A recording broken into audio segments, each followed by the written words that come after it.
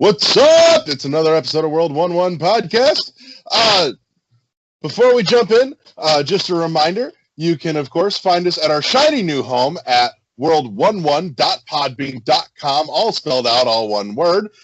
You can, of course, also check us out on iTunes and Google Play Music, as well as Spotify.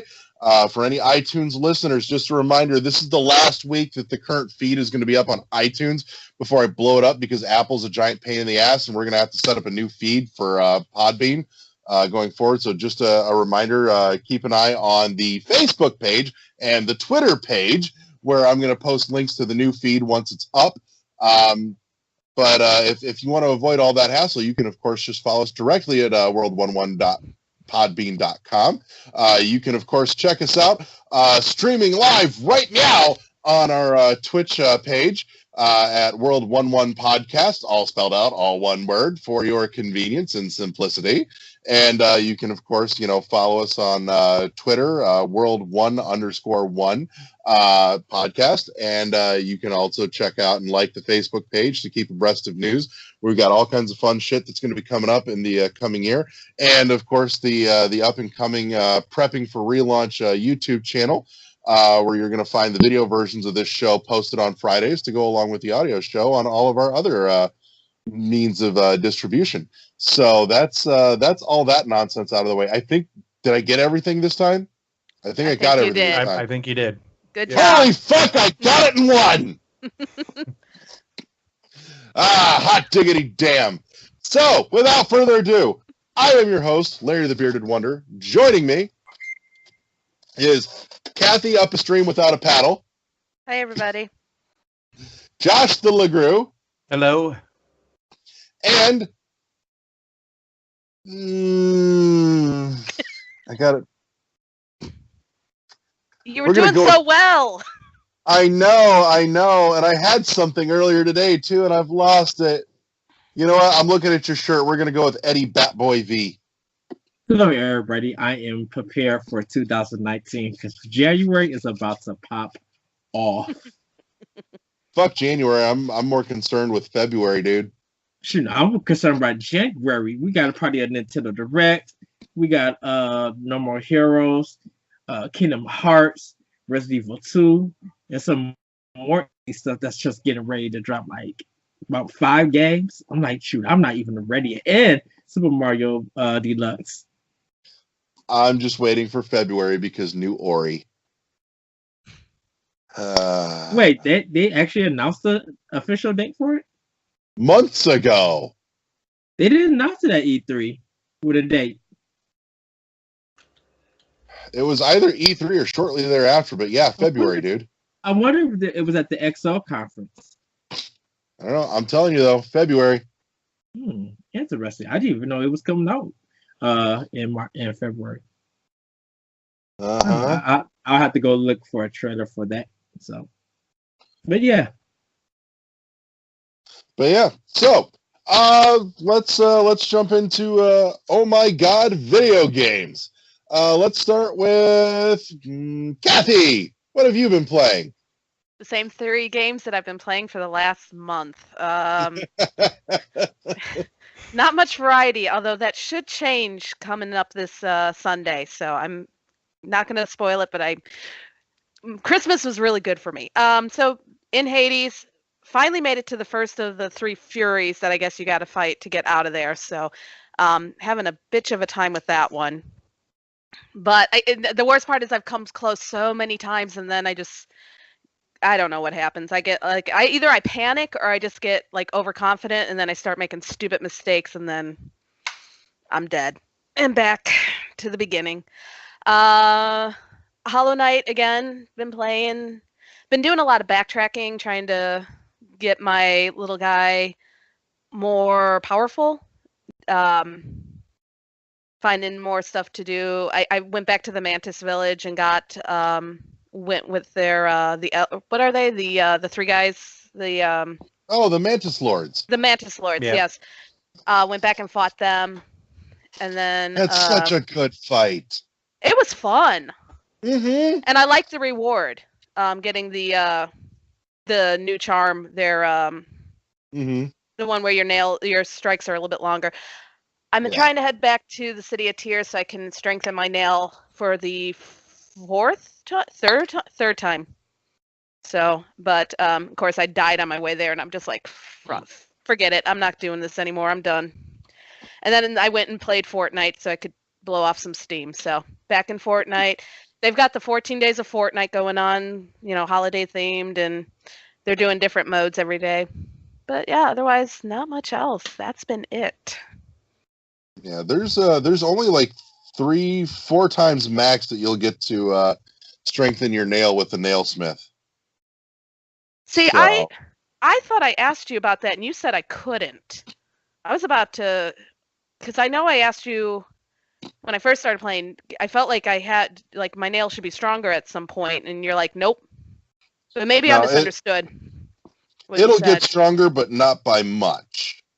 Well, it definitely has made some of the fights that should have been easier. I mean, would have made a lot of fights that I had that were really freaking hard a lot easier. So, wish Yeah. I had paid attention more, but I didn't. Yeah, I mean, your nail will get stronger, but not by much. I mean, really, as an overall, you really don't get much stronger. You'll learn which charm combos will work well for Mhm. what situations, but I mean, you generally don't get much stronger than where you start out at. Yeah, I mean, that's what So. I'm dealing with right now. Is there's one part where I'm sure this is where I'm supposed to be, but I'm definitely not strong enough, and I keep dying. Like I'll get to a point where it's like I'm doing really well, and then it just blows up in my face. So, oh well. And I will tell you too, the final time that you up your nail, Mhm. you are so not prepared for what happens. Okay. So All right. I'll It's- take your word for it. it's an amazing character moment. Okay. So, but let's jump over to Josh. What have you been playing? Okay, so I've been playing Red Dead still. It kind of lulled a little bit in Chapter 5 for me, so I was kind of, not really feeling it. And plus with work and my work schedule and everything, I was kind of like, I'm not going to play so much. But then it just kind of sucked me back. And because at the end of Chapter 5, not really any spoilers, but you kind of mainline like 2 or 3 missions right at the end. So it kind of propels you forward a little bit, so you feel like playing still. So I like that. So, and then I got PSVR, so I've been playing that. Really just kind of jumped into it a little more today. I was, yesterday, after I set it up, I was playing the demo disc all day. So I was just kind of messing around with it here and there, because I wanted to make sure I wasn't going to like lose my balance and fall over or anything, because it is very different. And I started getting motion sickness a couple of times, so I had to stop. But today I played Farpoint for about an hour, and that game is incredible. VR in general is incredible. That's Sony's yeah, it's like first party. Yep. It's like it's a first-person shooter. It's kind of like you're almost like on the surface of like a Mars type planet. Yeah. And then there's bugs that jump at you and stuff. Oh, jeez. I wasn't. Yeah, Cassie, I don't think you could handle this. I could barely handle No, it. I couldn't. Like I said, I'd be on the floor like dead. Well, it's really weird because like they want you to have like about a 6x6 at very minimum space to play in. And I found when I actually finally took off the headset, I was kind of in the corner of my room, but I didn't have any clue I was there because I was, you're looking around, you're not seeing anything. It is super cool. I always heard people describing it, like how VR is a game changer and all that, but you got to experience it. It's really awesome. I heard people say that, and the game that people do recommend is Resident Evil 7. Yeah, and I got that. I just have not put it in yet. Yeah, they said that's one of the best ways. I mean, play Resident Evil 7 anyway. That's a great game. I'm just trying to acclimate myself a little bit to VR first because I do get motion sickness. Like when I first started playing first-person shooters, like with Doom and Wolfenstein, I used to get motion sickness with those. So the only time I haven't really gotten sick, but I kind of feel a little like I'm moving and I'm not. So I'm Yeah. like, okay, I got to just take it off for a while, and I can go about an hour at a time right now, which I feel is pretty good so far since Okay. I just got it set up yesterday. Sweet. Yeah. My goal It is not seems- to break it, you know. It seems that one of the best games or the biggest games is definitely Beat Saber. That came to a lot of people have been showing videos of that. Yep. I watched one of those today. Yeah, I'm probably people going to still pick that game recommend up. Yeah, people still recommend getting Moss. I- I think it went on sale for. I have Moss. Yeah, I got it for $20 on sale. Yeah, Nice. I got it. Yeah, a lot of people say get that game. And Astrobot, I haven't seen Astrobot. I don't. They probably announced it, but I just don't remember on how it looks. It's that. like a platformer. I don't have. That's one of the games I don't have that I Don't would have, really. okay. That they're saying that's kind of like how Mario 64 was to the 3D. It's kind of like how it's like that difference with VR and the platformer. It's like it's really a game-changing platformer game, but I haven't played it, so I can't really speak to it yet. Probably the same Jumping Jackrabbit that was on PS1 with more ability. Right. So other than that, I haven't been playing much. And Eddie, what about you? Okay, so Xbox One. I played a little bit of LifeLock. It's like a free kind of a game that I got from Games for Go. It's kind of almost like Diablo and Helldivers in that style. Not such a bad game. Also picked up played the indie game Beyond Eyes, where you play as a girl who who goes out and ends up getting blinded because for some fireworks, and you got to kind of listen by sounds and such. Controls a little bit sluggish, but that's more in her movement. But the game's beautiful. It's kind of quite nice. Do you like the game? Yeah, I'm enjoying it. I had always planned on getting it when they revealed it at E3. Right. But everything like other indies and stuff popped up, and I just I put it to the side. But it was it was on a good sale, like for like $5 or $4. Somebody mute your damn messenger. That would be that would probably be me. But yeah, I played that. Far Cry 5 I started back up on Xbox One. So I'm gonna be playing that for a little bit. I may go get back into Darksiders 3. And started up Saints Row the Third. Starting that from the beginning. I beat it on PS3, but I didn't beat it on Xbox. So this time I'm gonna try to get everything on it, get as much as I can. So that's pretty much what I've been playing on Xbox. For Switch, got played Guacamelee 2. Such a funny, great game. And the dungeons feel longer, or the mazes, if you want to call it like that. They feel longer. And the interactions though are still good. Played a little game called Cyberlip again, just to see if they had a special ending, and it doesn't. So it's a Neo Geo arcade game that I guess it came to America, but I just never seen it. It was it's a game that I just never played. Super Smash Bros. Ultimate. Did a little bit more unlocking. Actually got Ryu and World of Light by doing the Super Street Fighter style area. You get to go back to kind of like Street Fighter 2, and they kind of put characters in some of the levels almost designed like there, and they match people's spirits up with it. The Street Fighter 2 characters, and so I played that. Ended up getting Ryu, really fun.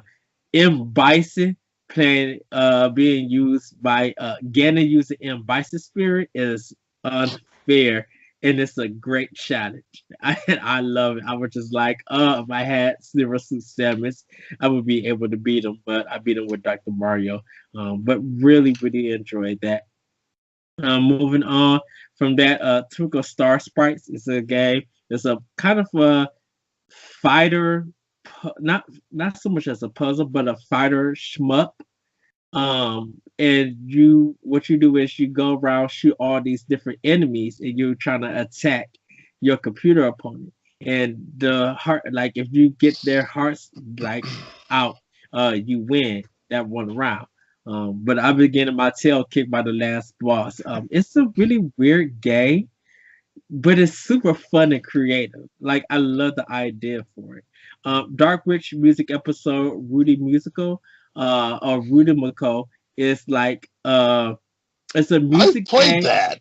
Huh? I've played that like a year or so ago. Oh, it was on sale, so I picked it up. It's a music game. That's a kind of like a fighter beat 'em up, but you don't attack anybody. You attack these different balls, and you have to match the color up. And at points, it looks like stuff is supposed to be on beat, but it's not. And I was just like, Okay, I'm glad that wasn't just me. yeah, the game is odd, but I love it. It's very Japanese.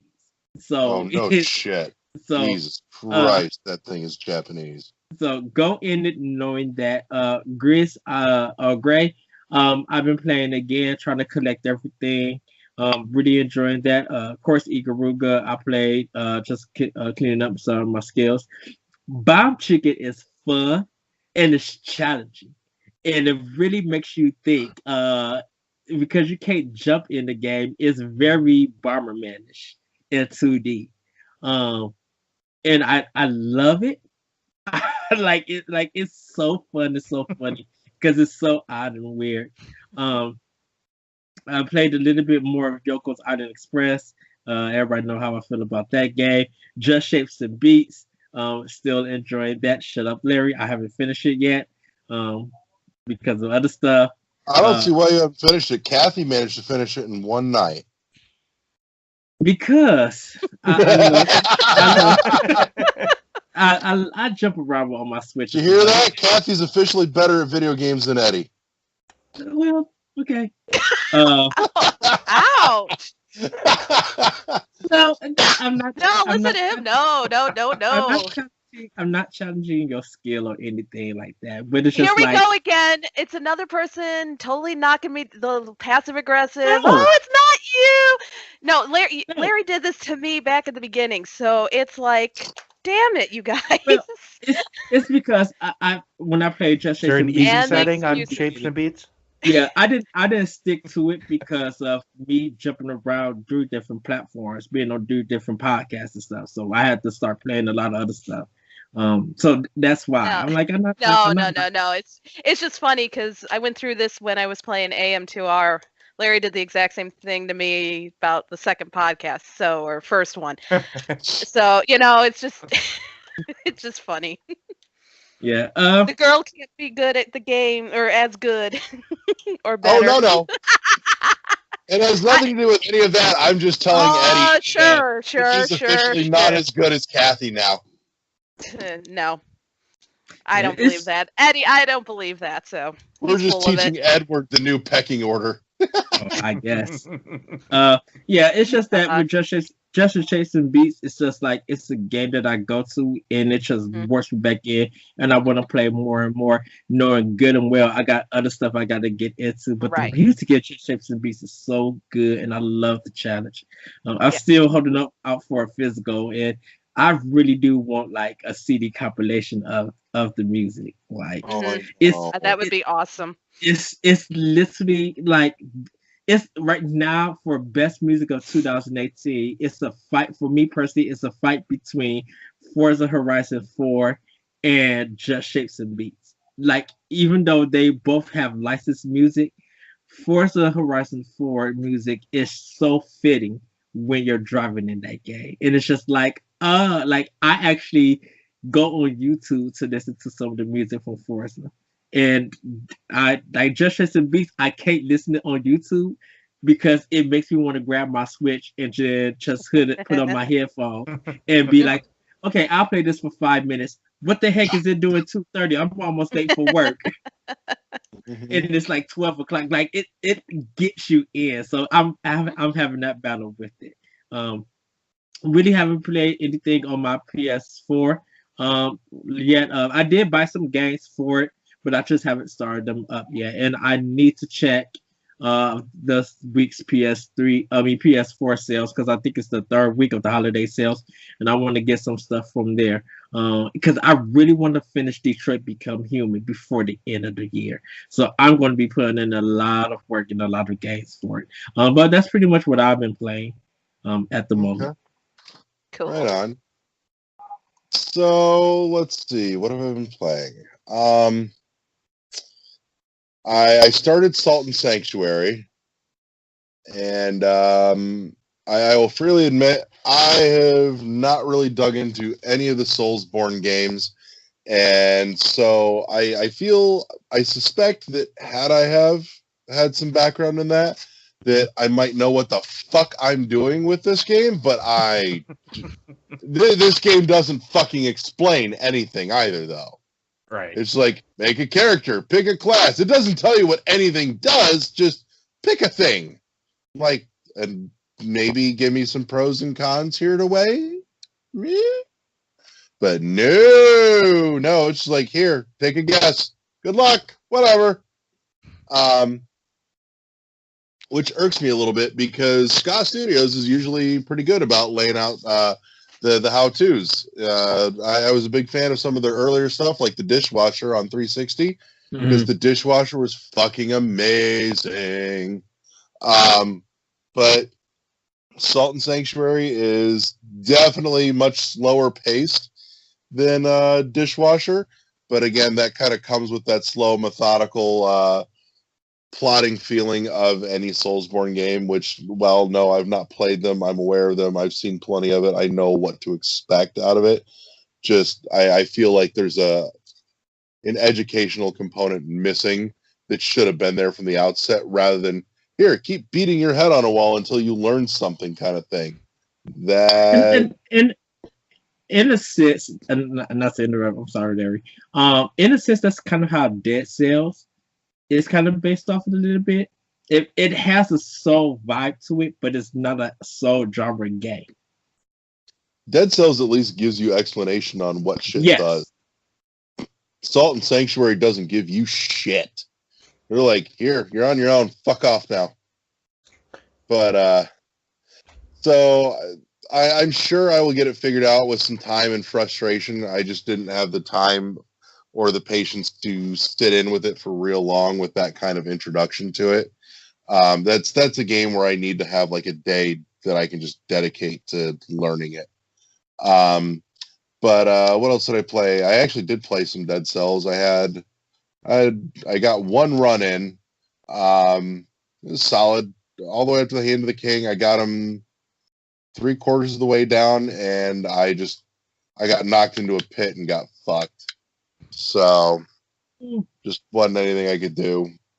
But it was a solid run going. Like, everything was lining up my way for me. I was getting all my turrets and all my crossbow repeaters, and it's magical, but fucking Hand of the King.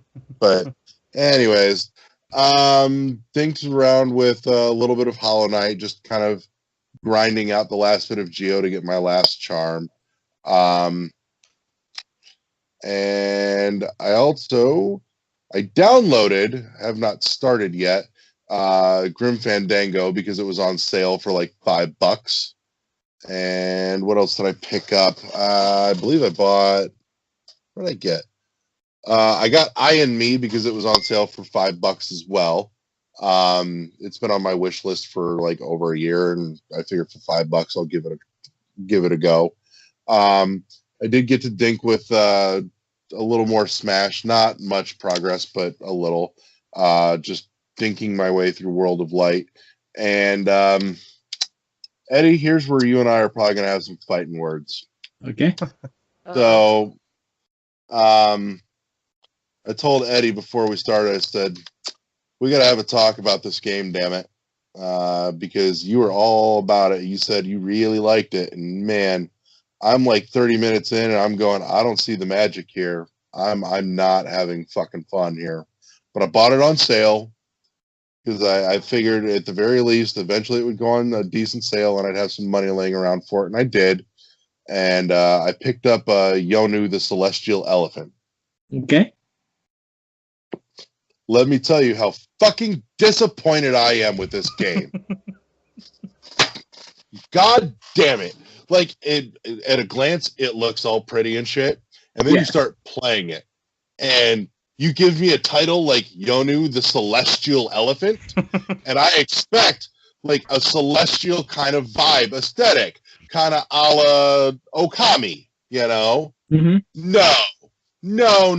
This is not what we've got.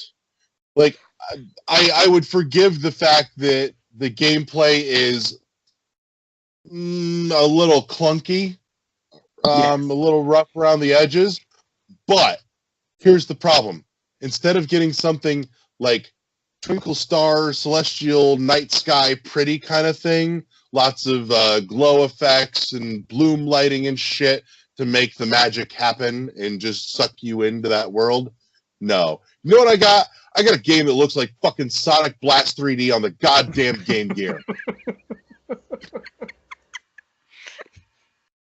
With a little Duplo elephant. That's the Celestial part. Well, it is an indie game. That is not an excuse anymore, and it hasn't been for the last fucking years. Hold on. That is an indie game, and it's kind of it's more of a chill platform game. One of those things. No, this is not a chill platform game. This is a game for fucking 4-year-olds. And when you look at it, that's should have kind of been the $3 download on the App Store that I can hand to my child and go, here, entertain yourself for an hour. I think it's a fine game. Sometimes with a lot of indie games, they're not knocked out or anything. Yes, Yono is not the best. Like if you compare Yono and Yoko Island Express, you could definitely see the difference. But I feel like that I think the game is like really cool for young gamers or anyone who don't want anything too heavy. To play like a real just fun little platform. All right, we're gonna take issue with that right now. You cannot tell me that Yonu is not a heavy game when the main character is a fucking elephant. That doesn't count. But the elephant is a celestial elephant, so that's light. Doesn't look celestial. Well, Celeste looks more celestial than Yonu. It's a fine game. I mean, if you're not liking it, I can understand. I mean, it got 6 and 7s, so and this is early Switch still. Indie games have gotten better at this time. Just, god damn it! Oh please, there has been worse indie games that you have played, and this is not one of them. It might not be your cup of tea. But you He's going to played defend it to the Sparky. bitter end. He's not. And guess what? He gonna play it all the way. So that, 4-year-olds everywhere. but and watch he gonna end up playing it all the way. He's still gonna have his opinion, but he will finish it. So what are you complaining for? Because it should be good and it's not. Not everything is Being supposed to be good, it should at least have a certain aesthetic to match the title. I'm gonna have to play this game and see what I think. Kathy, I get the feeling you might end up being the bridge between me and Eddie on this. My gut tells me you'll probably fall somewhere in between our two extremes. And most likely right in the middle. Yeah, it's going to be fine, but It's okay. But see, this is the argument that me and Larry kind of has. Is that we have our opinions about Yono, but it's the same way that we have our opinions about Metroid 2. right. On the Game Boy, Larry would rave about that game. I kind of find Rave about it with the caveat knowing that it has problems, but I love it for very specific But you reasons. forgive those. But see, that's the thing about it. You forgive those problems. I can't forgive those problems because of what Metroid has kind of become, and it sucks that the newer Metroids kind of have ruined that experience, and the remake of Samus Return has literally destroyed. Even AMS2R has literally destroyed the original Metroid 2. And I feel like even though it may be good, Metroid 2 may be good, I find it kind of a little bit basic and boring and too difficult. for my taste, and that's a personal thing. It's each of a personal thing. I feel like there's better Metroid games within the series, but I don't feel like Metroid 2 is all that to rant and rave about. And that's a bridge that me and Larry have. We disagree on that game, but we know that it's part of the Metroid family. I can respect it, but I don't think it's the best. And I think after playing Samus Return, to me, Metroid 2, the old version, don't even exist in a sense. Because it's very problematic and dated, I should say. And I fully admit that my love for Metroid 2 is strange and full of rose-tinted glasses. But this love you have for Yonu the Celestial Elephant, that shit's a bridge too far. We're just gonna light that bridge on fire. And I know that it has problems, but I like the game. I like what it does. And like it's an indie game. I was willing enough to be an adult gamer and try something different for an indie game. And all indie games are not promised to be the best, but sometimes you sometimes find a gem, and whether you like it or not, it's an indie game. Yeah. So, but no, I probably will play some more of it and see if it does anything interesting story-wise or anything else. But man, that was just so jarring. Just like, the fuck? Where am I? Why am I surrounded by toddlers? But also, picked up a goodie today. I got paid. I went back to Best Buy, and it was still You there. got it! So cute! The Wanderer, the Knight. He's so adorable.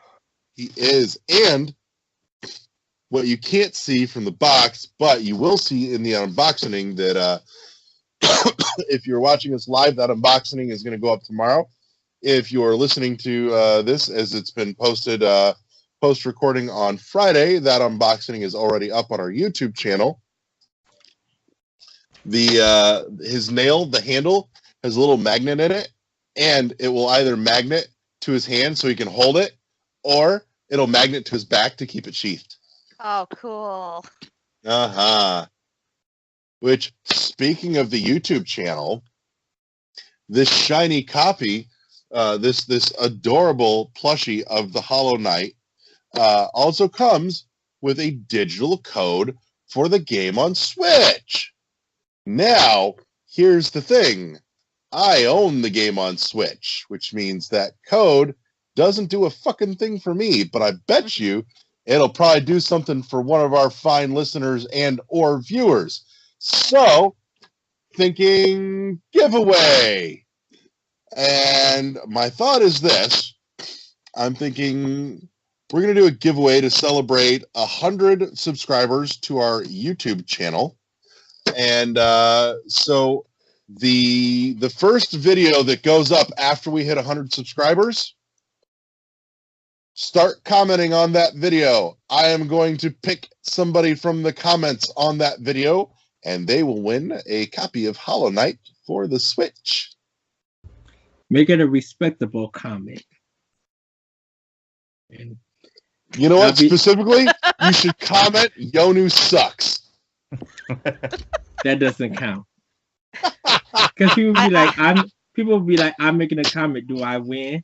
No, be respectable. Oh my gosh. I'm probably okay with those comments, but you get 2 entries if you comment Yonu sucks. Oh my gosh. Jeez. Oh God. Be careful for what you wish for, Larry. I was gonna say, do they get 3 entries if they say Metroid sucks? Well, considering Eddie's not running this giveaway and I am. Too much. I'll give them 5 if they do that. But you don't have a code to give away. I do. That's true. So. That's true. But yeah, so we have a copy of Hollow Knight to give away. So we got to get to 100 subscribers on YouTube, and once we do, you know what? Here's what we're gonna do, just so that everybody knows when what video to post comments on. Once we hit 100 subscribers, the show following, we will announce at the beginning of the show, comment on this video on our YouTube channel, and somebody in the comments will win. So that should simplify just a little bit. But before we get there, 100 subscribers to our shiny YouTube channel. So if you're not subscribed already, you should go do that, because we put up all kinds of cool shit, like our rebroadcasts of awesome streams from our Twitch channel and unboxings and all kinds of cool things. So I would definitely go check that out so you can win a copy of Hollow Knight. And I think that's what I've been playing. Did I miss anything? I don't think so. Maybe. Let me double check. No, I think I got it all. Yeah. So, since we've reached the end of Oh My God video games, that means it's time for us to say break, and we're back. So, back half of the show, this is where we're going to make our way over to the news desk. Hey, look, we're here. So, we want to jump in with, I'm going to start with the last one first here, because it makes me giggle, because they just bungled it so fucking hard. PlayStation Classic cut to $60 already. Nice. Oh, I don't even know if it's worth that. I know. And some people have been getting it for $36 at Target. Haha. Devalued. Question is, can you devalue something that just didn't have that much value to start with? Yep. Which tells you how much it actually costs to make one of those things. Right, no shit. It was so fucking disappointing. There was so much potential for so many good games there, and that's what they fucking went with? Just like, who thought that was a good idea? But this is what I'm confused about. It's just like, oh, so y'all can sell 77 plus million PlayStation 4s, but you can't spend the money on trying to get licenses for the classics? Hell, And now, licenses that would have been great. and also, do you not value your own first party games? Because you guys got a ton of first party classics that they could have put on. Yeah, clearly they don't. But there's not even much to discuss in there, but man, it made me fucking laugh so hard when I saw that. Well, shoot. People bought it. I mean, people bought it today and started hacking it like right away. Oh yeah, it's got a free emulator on it. It's not even. I mean, if you have a Raspberry Pi, you're dealing with more powerful hardware than what they've got in there. Pretty sad. Of, somebody actually decided to experiment and discovered that the SNES Classic can emulate the PlayStation 1 games better than the PlayStation 1 Classic did. Yeah, I saw that video. That was crazy. They said that was priceless. They even said the Super Nintendo controller works better for a lot of them. Yep. I believe that. Mm-hmm. I believe that. Oh God. It's sad. It's a missed opportunity. Yeah, it's a missed a lot of things. Oh, here's a good nugget. So here's a quick hit for you. Suda51 says that he's totally down for bringing Killer 7 to the Switch, but the ball is 100% in Capcom's court, because they apparently own 100% of the rights to that fucking game. But Suda's like, yeah, let's make it fucking happen. The only reason it's not going to happen at this point, apparently, is if Capcom just says, "Yeah, I don't wanna," because money is hard. But they released it on PC, right?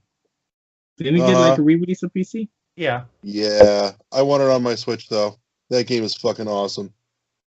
I think Capcom probably would do something for that, for something later on this year, because they really don't have nothing planned for Switch at this time. because Monster Hunter Generation and Mega Man 11 was like kind of the last big games for him. So Right. it will kind of fit well in Okami HD. I'm sorry. It will kind of fit if they could do that. But it's gonna be it'll be up to Capcom over the Resident Evil games. That's right. But I think it would sell better on Switch than it did on the GameCube. I would imagine so. I'd be shocked if it didn't. Well, there's more Switches than there were GameCubes, aren't there? At this Yeah, point, or by a close lot. to it. So, but yeah, that's one that kind of makes me happy and sad all at the same time. So, and Eddie, you said you had something you wanted to hit on. Yeah, so on Game Informer, there's a story called Harvest Moon creator Yoshihiro Wada. He talks Damien and why Japanese gamers are returning. And one of the questions that was asked is, you've been a long time veteran of video game development. You've seen every trend there has been since the SNES era. I was curious, in the last 10 years, Japanese development kind of fell out and then came back. Why do you think that happened, and why do you think it's coming back? And his response was, so right around when the Wii launched, around 2007 and 2008, the Japanese market was trending toward making games that were very clearly for the otaku market. The Wii had absorbed all the casual game players, so the remaining developers focused on what would make them money. As a business, many companies leaned toward using tools that were easy to sell. For example, famous voice actors, guest character designers, things like that. So after a few years, once the Wii market had died, those Wii users basically decided not to play any more games. Overall, the game market has shrunk as a result. There should have a second tier market, a gamers market, where people who simply enjoy games would buy titles. But those people have basically faded away with the Wii market. All that was really left was the very hardcore otaku market, so those semi-casual players left the market as well. He goes on to say, after that trend, the trend was mobile games. These very simple mobile games were playable on not smartphones, but old-style cell phones. Those became popular and people just walked away from console games. So you have these really hardcore gamers and super light users, and in between, there should have been a market for casual gamers. And those gamers actually went to mobile. When smartphone games became popular, that middle tier market went to smartphone free-to-play games. The Japanese mobile game market is a little bit different than the rest of the world, where free-to-play is free-to-play, but Japan places emphasis on the gacha system, which is sort of like a roulette or a gambling-like system.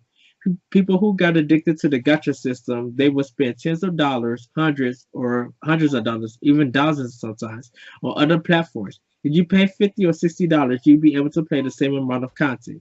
There's no way that this type of business model would last a long time, though. It expanded very rapidly, and then there was a point of no more expansion.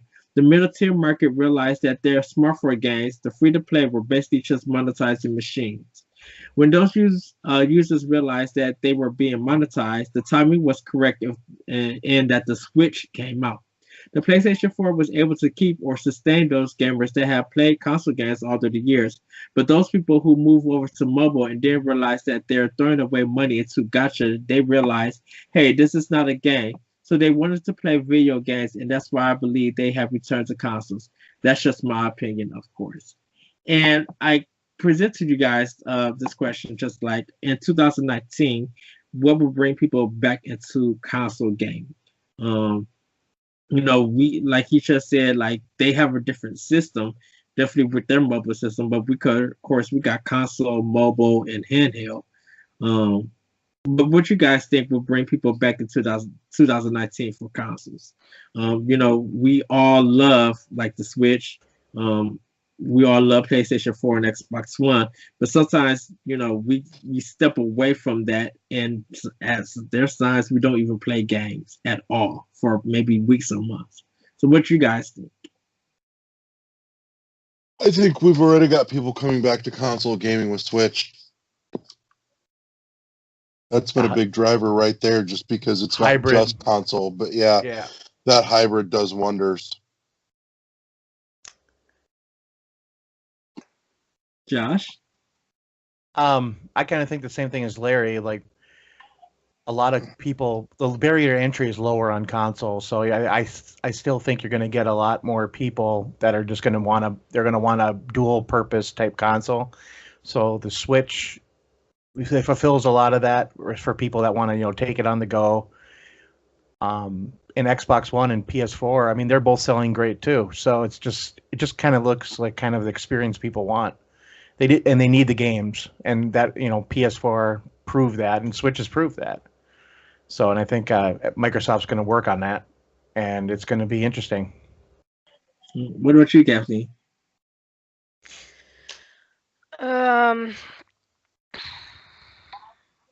Trying to think how I'm going to phrase this because I know I'm going to get chewed up here.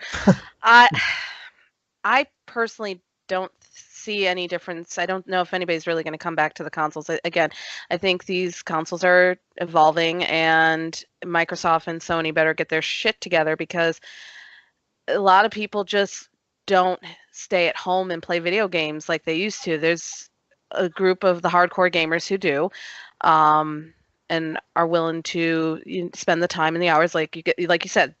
Having those who stream are going to be more likely, but if we're looking at just the casual players, the ones, the mid-market, more and more they're just moving away from games, and I don't know if there's really anything that could bring them back. I think Nintendo is probably the best company to do that, and it's evident with their Switch. And if you look back when they came out with the Wii, look at what they did there. I mean, so many people picked up the Wii that never played video games. So it's going to take, I think, a brand new console and a brand new concept to get that market to bring people back into the consoles. And that's what would be interesting to see, because we know there's been talk Sony's planning to have their PS5. Is it going to be similar to what they've been doing, or is it going to be innovative? These companies need to think outside of what they've been doing, and I think they're stuck in this rut where Nintendo looked at, well, we've been stuck in this rut. What can we do better? And that's with the Wii motion controls and then the Switch. They're always looking, where's the future gaming? Microsoft and Sony need to get on board. They need to look at how they can bring those people back. So it's going to take a lot. I don't know if that's going to happen in 2019, though, because I really get the feeling that Sony and Microsoft are still stuck with what has worked for them in the past. And until they get their heads out of their asses and say, this isn't working, the consoles are going to continue to decline. So. Okay. Well, I think for like a lot of the casuals is that I think it's going to take the hardcore and definitely retail to help people understand why games are still important and why consoles are still important. Because sometimes kids or even some adults who ask for a console and everything don't have enough information or don't fully know the details. They use that, I hear my friend said this, or this is what I heard through the grapevine or something, through family members, where there's information out there like with the Nintendo Direct, E3, Inside Xbox, like video game magazines and stuff, that people don't read any kind of information or what a console is and what it's allowed to do. So I think it's going to take up to a lot of people to be like, who are really not hardcore video game players, but those who are very well educated, and some of the retail sellers who are well educated, to help people learn about these consoles and sell them more on. Usually with the casual player, with them transferring kind of to mobile in a sense, it's kind of figuring out what is casual to them. Is it something that's very easy and relaxing that they could get into, or something that they don't want their skill to be tested in? Because you do have people who are casual players, but their level of skill is, I'm able to get through a Lego game, and or my skill is playing Angry Birds. Why? If they're into gaming, they should be able to be like, you know what, I think I'm gonna try Mario Brothers, the original one, and see if I could stay with that game, or if it could stay with me and stuff, and challenge myself. So Here. Oh, sorry. no, you go ahead. What I was going to say, though, I think, and here's the other issue: cost. I mean, these So, consoles yeah. cost a lot of money. I mean, who wants to spend the money if you're not going to play the games? With mobile, you can get a lot of games for free to try them out. If you then want to um, get the full experience, then it's like $4 or $5. Some of them are a little bit more pricey. I mean, again, I'm going to use Fortnite only as an example. It's free to play, but I can play it on my mobile and get everything the same exact thing as I can on my PC, Switch, Xbox, or PlayStation. Why would I spend the money to get a PC, an Xbox, a PlayStation, or a Switch when I can do it on my mobile? So I think that's part of the problem, is that these consoles, I'm not saying that the consoles aren't worth the prices. I mean, they're going to be high, but some people just won't justify when they're already spending that much money on a cell phone. And that's why being educated will let them know why they cost so much, because But if they're not going to care. They don't Right, care why they cost. They're just looking at, this costs too much. What am I going to get for it? Right. And they're not going to care about why it costs that much. They're just going to care why, it costs this much. What, okay, you got these games. They don't appeal to me. I don't want it. I'd rather just stick with my cell phone. But you know what? And it's kind of weird that if you want the best experience with some games on mobile, you're going to pay a pretty big print penny.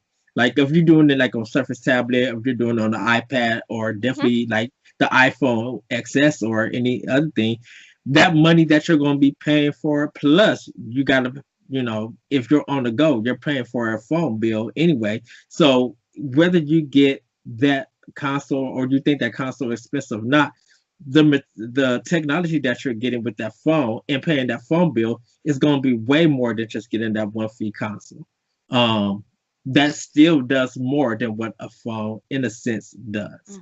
Because even though you can play Fortnite on the phone, you have to still be connected to the internet, because you got to play against other players. You don't have no internet, there's no reason to have a Fortnite. Like, who you going to play against? Because the system's not going to allow it. Yeah, but now go ahead. I'm sorry, I didn't interrupt. Same thing with consoles. Some consoles is that you have to pay for the system, but there's more that comes with the system that really doesn't require an online service, for it. But if you want to play Fortnite, you definitely got to have that system, and you got to have that online service to play for. And I would disagree with you, because nowadays, I mean, we look at what Microsoft was saying. You have to be connected to the internet to get the downloads, and I mean, come on, you can't just get a game anymore and then not be able to play it right away. Damn, I miss cartridges. But I think you can still use Xbox Live, like to buy like indie games on Xbox Live. You don't really need gold if you're buying something like. But you still need the internet to download it, right? Well, yeah, that's true. I mean, you need the internet with any console. Yeah, well, if you're doing digital, yes. Maybe some physical does it too, because physical probably would do it because of the patches and stuff, like the day one patches and stuff. So yeah. But I think it's become like, for a lot of internet, it's kind of been packaging with a lot of people phone bills and cable bills and stuff like that. I don't think they separate it, but I think some people do separate it, where you could just get the internet and not have to buy the phone package and stuff. So I want to throw out there too. I'm thinking one of the biggest things that'll bring people back is, or more people back, and it's already happening, is diversity of library. The Switch has had a huge boom because there's literally something for everyone to play on the Switch. Right. You can have your 4-year-old play something, and you can go play something in the afternoon. Like Yonu. Yeah, Yonu. Why not? But you also, but I think, and definitely with the Switch, like, to me personally, the Switch has really like got people into some Japanese games, and actually got people into importing. So it's not just playing games on a console. It's like actually playing games from around the world. So like you speak, Larry, of diversity, yeah. But there's some games, like, I would love, and I probably got to find a way, I would love to play that Japanese version of Secret of Mana here. Yep. But I think but again, when you look at some of the bigger ones, I mean, that's why Nintendo gets the people. And I think if anybody's going to bring back people to the consoles, it's going to be Nintendo.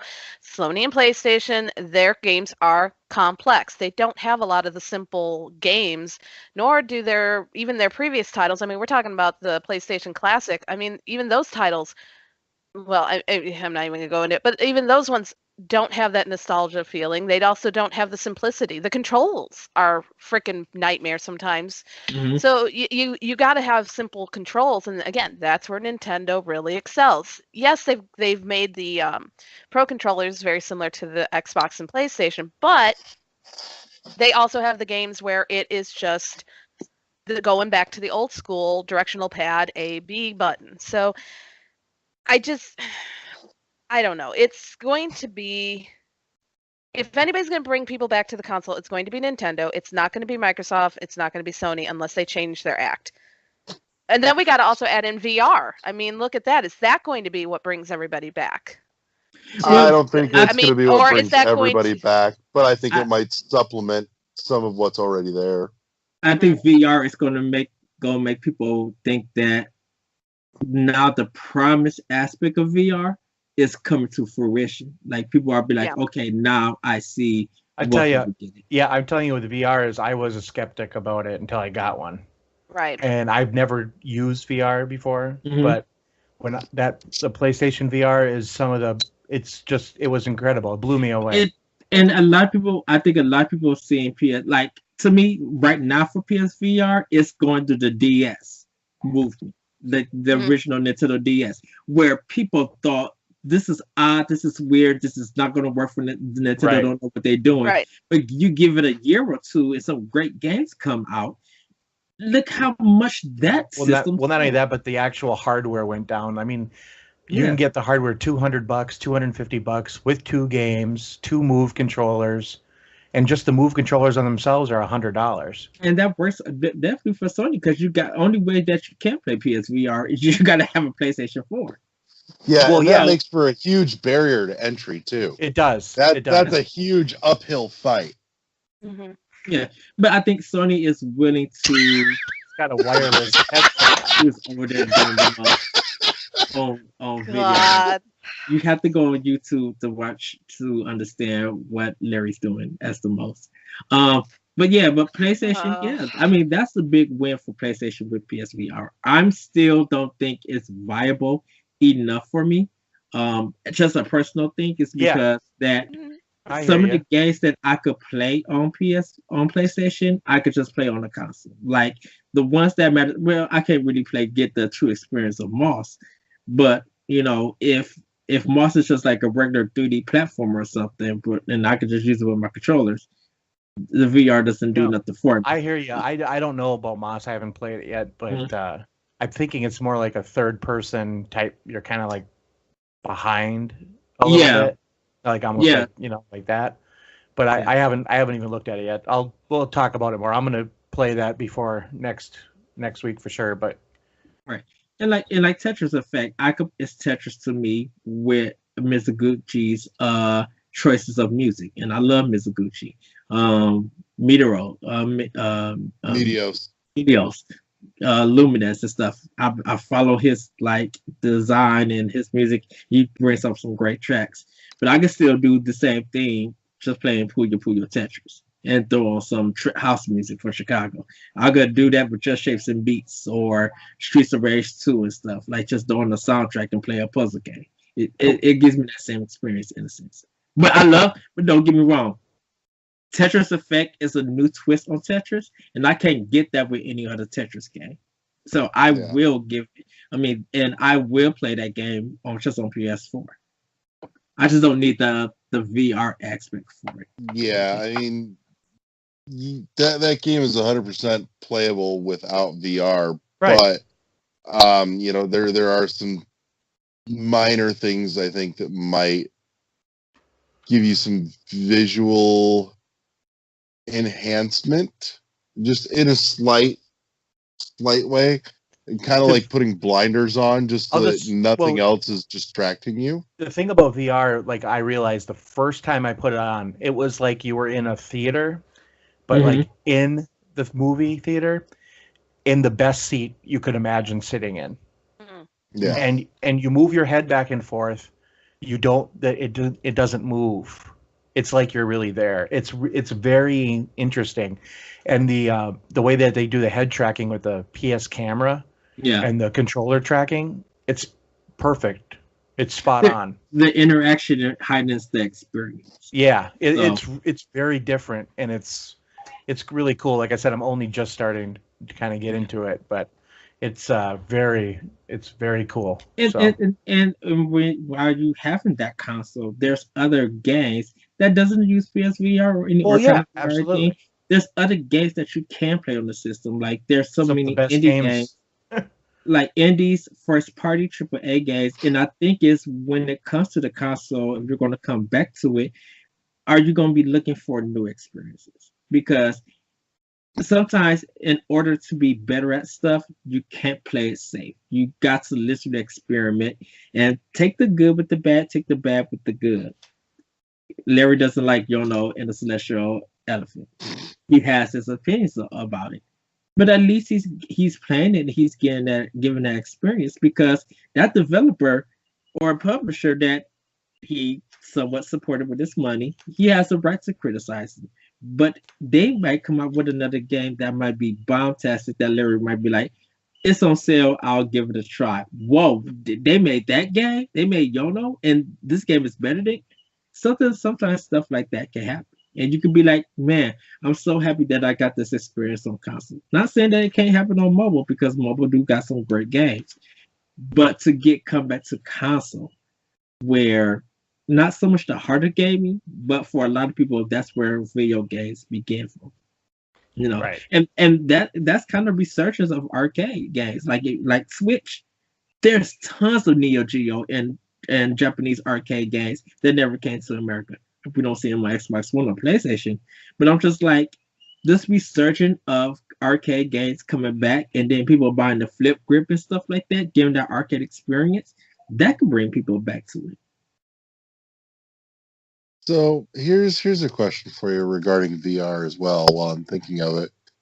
What would you like to see done with VR that hasn't been done yet? Like, what do you feel is a missed opportunity that nobody's hit on yet?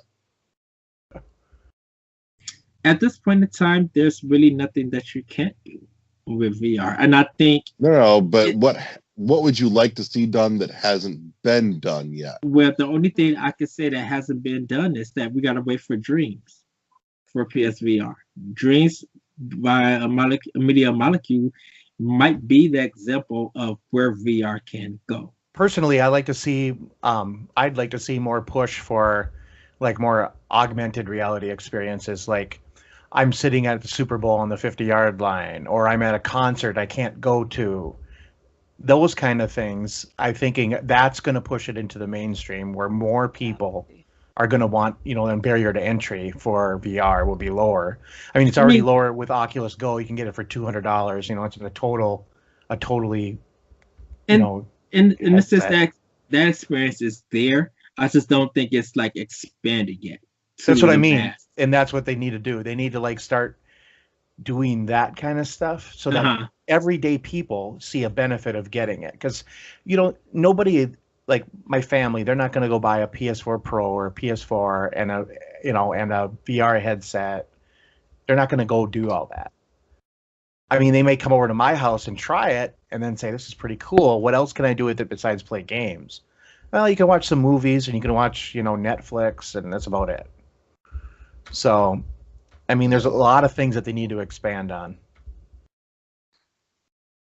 What about you, Kathy? Kathy. Goodness. To be honest, VR does not impress me, only because I know I'm going to end up running into a wall. So, and I'm already a klutz, so I don't need to be doing it.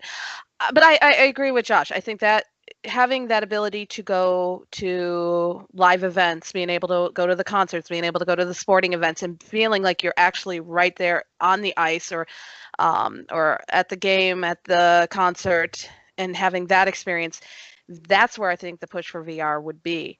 But again, it's people, would say, well, I can spend less money to go and actually go to the concert. So, or go to the sporting event. Well, okay, not the Super Bowl, but I think it would, you guys brought up when we were talking about accessibility and the video games a few weeks ago when I wasn't Mhm. here. That actually would be a target audience. I would be to Sure. give experiences. You're talking about how people, have trouble with the motion controls.